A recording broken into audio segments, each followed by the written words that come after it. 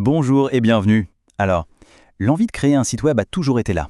Ou peut-être de piger comment fonctionne l'IA. Ou tout simplement d'apprendre à une machine à faire des trucs utiles pour nous. Si l'une de ces idées fait tilt, alors on est au bon endroit. Aujourd'hui, on va faire nos tout premiers pas dans le monde fascinant de la programmation. Et on va le faire avec Python, qui est juste parfait pour commencer. Allez, c'est parti, on met les mains dans le cambouis et on écrit notre toute première ligne de code. C'est tentant, hein? L'idée qu'on puisse juste parler à son ordinateur et qu'il fasse exactement ce qu'on lui demande. C'est ça le cœur de la programmation, vraiment. Derrière tous les trucs qui peuvent paraître compliqués, au fond, il s'agit juste de ça, donner à une machine une liste d'instructions claires pour qu'elle fasse un boulot à notre place. Alors, voilà le programme du jour. On va d'abord se demander pourquoi apprendre à coder. Ensuite, on verra pourquoi Python est un si bon choix. On installera notre petit atelier. On écrira notre premier code avec le fameux Hello World. Et enfin, on verra comment ce petit salut peut devenir un vrai super pouvoir. Allez, on attaque la première partie. Pourquoi, au juste, on se lancerait là-dedans? Apprendre à coder, en fait, c'est bien plus qu'une simple compétence technique sur un CV. C'est presque comme apprendre une nouvelle langue pour parler avec le monde numérique qui nous entoure absolument partout. Pensez au web, par exemple. Quand on scrolle sur Instagram ou qu'on lance une playlist sur Spotify, eh bien, devinez quoi? Très souvent, c'est Python qui est en train de bosser comme un fou en coulisses. C'est lui qui va gérer les données, les comptes utilisateurs, toute la logique qui fait que ces énormes services fonctionnent.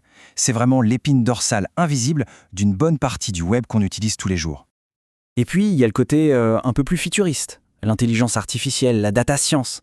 Dans ce domaine, Python n'est pas juste un acteur, c'est le roi, carrément.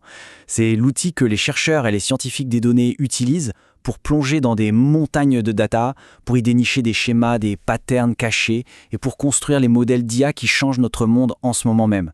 C'est en quelque sorte le langage du cerveau de l'analyse de données moderne. Mais revenons à quelque chose de très concret, de très personnel. L'automatisation. C'est peut-être le super pouvoir le plus gratifiant en début. Pensez à toutes ces tâches super ennuyeuses, super répétitives, genre renommer 200 photos de vacances une par une, ou trier des fichiers. Eh bien, avec un petit script Python, on peut dire à l'ordinateur de faire ça pour nous, en quelques secondes. C'est un gain de temps et d'énergie qui est juste énorme. Bon, j'espère que la motivation est là. Maintenant, passons à la question suivante. Pourquoi spécifiquement Python? Pourquoi est-ce le point de départ idéal? D'abord, revenons à la base. C'est quoi programmer? En fait, c'est vraiment juste donner des instructions. L'analogie du metteur en scène et de son assistant est parfaite. Le metteur en scène, c'est nous. L'assistant, c'est l'ordinateur. Un assistant super obéissant, ultra rapide, qui ne se plaint jamais. Le seul truc, c'est qu'il faut lui parler dans une langue qu'il comprend. Et cette langue, pour nous, ça va être Python. Et ce qui est génial avec Python, c'est qu'il a été conçu dès le départ pour être facile à lire. On dirait presque de l'anglais en fait. La syntaxe est claire, elle est épurée. Ça en fait le langage parfait pour quelqu'un qui débute, parce qu'on se concentre sur la logique, pas sur des points-virgules oubliés. Mais attention, sa simplicité ne veut pas dire qu'il n'est pas puissant. Au contraire, c'est un outil utilisé par Google, Netflix, la NASA, bref, du très lourd. Ok, la théorie, c'est bien beau, mais passons à la pratique.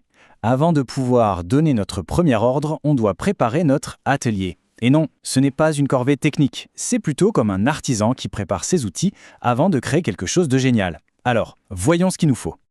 En gros, il nous faut deux choses. La première, c'est l'interpréteur Python.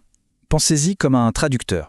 On va écrire nos instructions en Python, et lui, son boulot, c'est de les traduire dans la seule langue que l'ordinateur comprend vraiment, le langage machine. La deuxième chose, c'est un éditeur de code. Ça, c'est notre établi. C'est l'endroit où on va écrire notre code confortablement, où on va l'organiser et le lancer. Pour l'installation, c'est super simple. On va sur python.org, on télécharge. Et là, attention, il y a une étape super importante. Pendant l'installation, il y aura une petite case à cocher en bas qui dit « Add Python to Pass ». Il faut absolument, et j'insiste, il faut absolument la cocher. Ça va nous éviter tellement de problèmes plus tard. C'est un conseil d'amis. Une fois que c'est fait, on file sur code.visualstudio.com et on télécharge VS Code. C'est gratuit, c'est l'un des meilleurs, c'est parfait. Ça y est, l'atelier est prêt, les outils sont en place, le moment qu'on attendait est arrivé, on va écrire notre toute première ligne de code. Et ce qu'on va faire, ce n'est pas juste un petit exercice. C'est une tradition, un vrai rite de passage. Absolument tous les développeurs du monde sont passés par là. Ça s'appelle le Hello World. L'objectif, il est tout simple. Faire en sorte que notre ordinateur nous dise bonjour, qu'il affiche les mots Hello World à l'écran. C'est la poignée de main. C'est la preuve que la communication est établie et qu'on a bien pris les commandes. Et la voilà, cette fameuse ligne de code. C'est juste ça. Print Hello World. C'est tout. Ça montre parfaitement à quel point Python est lisible. Le mot-clé, c'est print, qui veut dire afficher, et entre parenthèses et guillemets, on met simplement ce qu'on veut afficher. Voilà, c'est notre première instruction. Alors comment on fait concrètement? C'est facile. On ouvre VS Code, notre établi. On crée un nouveau fichier vierge. On tape cette unique ligne de code. Puis, étape très importante, on sauvegarde ce fichier. Et il faut lui donner un nom qui se termine par .pi. .pi. Par exemple, hello.pi. Ce .pi, c'est ce qui dit à l'ordinateur « Attention, ce fichier contient des instructions en Python ». Et enfin, depuis le terminal intégré VS Code, on lance le fichier et on regarde la magie opérer. Et voilà, c'est fait. L'ordinateur a affiché Hello World. Une instruction a été donnée, une instruction a été exécutée. Félicitations, c'est officiellement le début d'une aventure en programmation. La question maintenant, c'est comment on passe de ce simple bonjour à quelque chose de vraiment puissant. Prenons un exemple. Imaginez qu'il faille envoyer un bonjour personnalisé à 100 personnes différentes. Bonjour Alice, bonjour Bob, bonjour Charlie. À la main, ce serait un cauchemar. C'est long, c'est répétitif et on est quasi sûr de faire des fautes de frappe. Ça, c'est la méthode manuelle. Maintenant, la méthode Python. En réutilisant ce qu'on vient d'apprendre avec la commande print et en ajoutant un tout petit concept en plus, une boucle, on peut faire le même travail en 3 ou 4 lignes de code. Le résultat, c'est instantané, c'est parfait et c'est fait sans effort. La différence est juste colossale. Et c'est là qu'on comprend le vrai but de l'exercice. Le Hello World, ce n'était pas pour apprendre à afficher du texte. C'était pour apprendre à faire une chose fondamentale.